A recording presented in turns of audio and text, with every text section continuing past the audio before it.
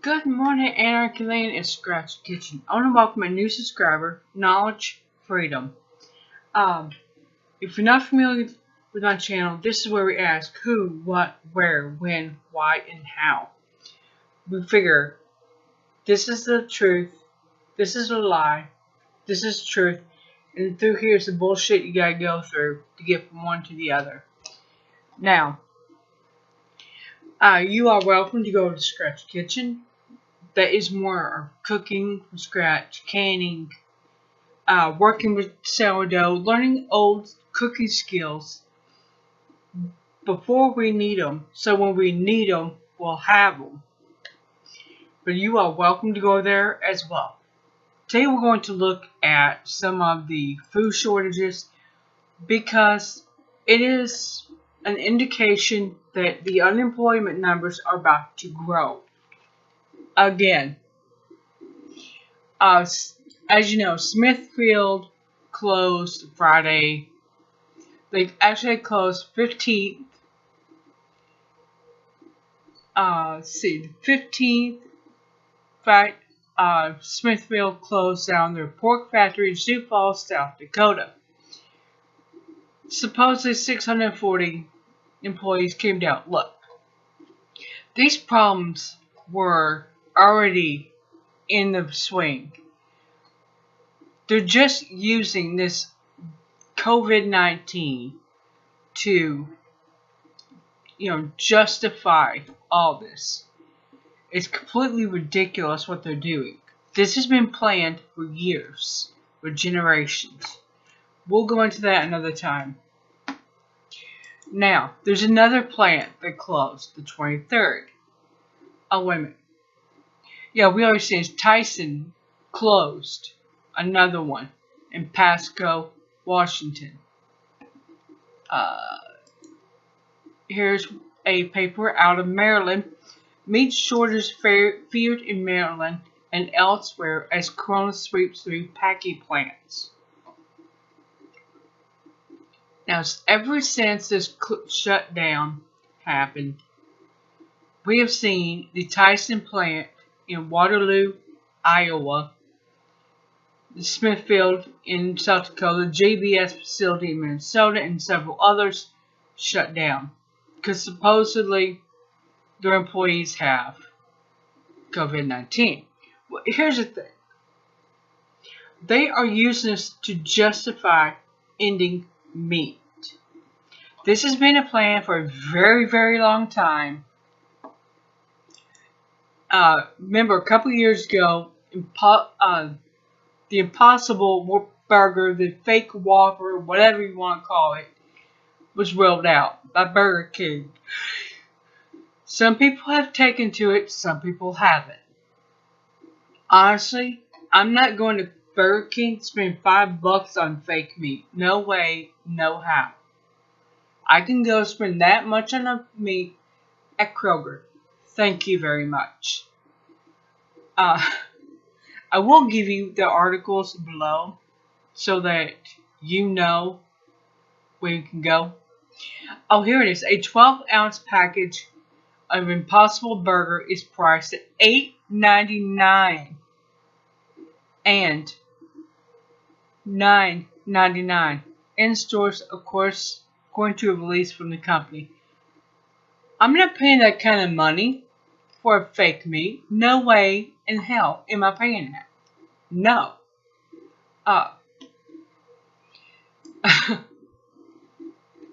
Going to the USDA's Agriculture Aid Program is a joke.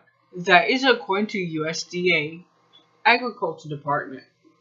Now remember, this department is headed by Sonny Purdue, as in Purdue Chickens.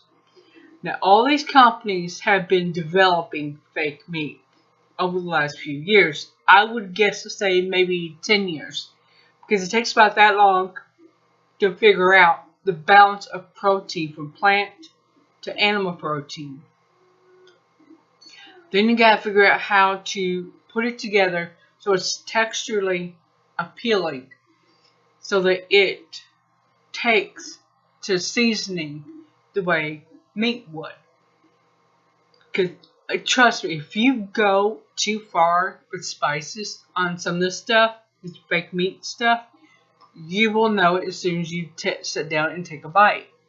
Holy Mother of God, will you know it? Now, I don't have a problem with people who want to eat this. If you want to eat it, go for it. Just don't force it on other people. That's where I have a problem. Now, we've also seen a great deal of livestock culling. They've been killing off livestock because they don't have anywhere to send it. Stores can only buy so much. Schools are shut down. Restaurants are shut down, which was completely stupid because when H1N1 broke out in 2012, we didn't shut the world down. No, we did not do that. People took sensible precautions. It's so asininely stupid. Now we got people who are unemployed. I think it was like 24 million people in America are unemployed. I do believe that exceeds the 29.5% or 24.9% from the Great Depression. And let me see here. I do think I could be completely wrong because, hey, my days are rolling into each other, really. Thursday is the last day of the month.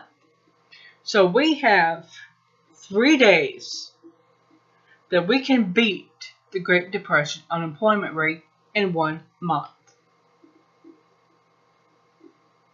That's not exactly a record you want to beat or one you want to be proud of beating, to be honest with you.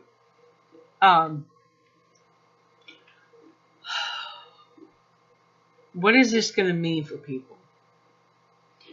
For most people, it's going to mean you won't be able to go to Kroger and get your chicken, okay? Fresh chicken at Kroger's right now and beef is limited 2 per customer. That means you can get 1 each. You can get unlimited turkey and pork. But beef and chicken flew out of the store when this first started. So that's what they ration. Now you can buy unlimited amount of frozen chicken if they have it. That's a big if. As you seen yesterday's video with the pictures of the frozen chicken, there was none at Kroger.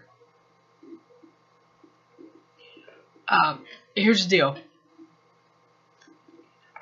This is going to have very, very serious repercussions on society. If this keeps going on, say 6 months to 2 years, the shortage in food keeps going on, these wealthy bourgeoisies, they're going to be screwed. Because they're going to have their security teams turning on them. They're going to have their maids, their butlers, their cooks, their pool guy, the lawn people. They're all going to turn on them. And they're going to start taking stuff for themselves. And maybe selling what they can out in the general public. This, I would say they definitely have it coming. They've been hoarding stuff. They have their own supply system. Now, meat is not going to disappear altogether. It's going to be a little more expensive because you're going to have to go to a smart family where, maybe a couple families can go in and buy half a cow or maybe a quarter of a cow. Maybe they can buy a split a hog between them and 200 chickens. I don't know. But these kind of things will be available if you can afford it. I do think these farmers and ranchers will have compassion for people and allow us to work on their farm in exchange for food. Because they're not really going to have money to pay people They are going to have food, but they won't have that. All the resources will be going to feed the livestock. So having people work for them in exchange for food, that's going to be a great system, really. Alright, now let's talk about this UBI right quick. And here's why I am for it. That is $2,000 a month. Say we get $2,000.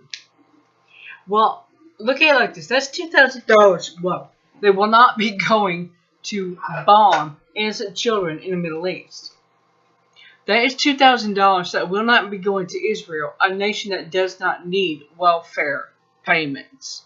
They don't need it. They have a booming tech industry. They should be paying us to guard them. Just saying, okay?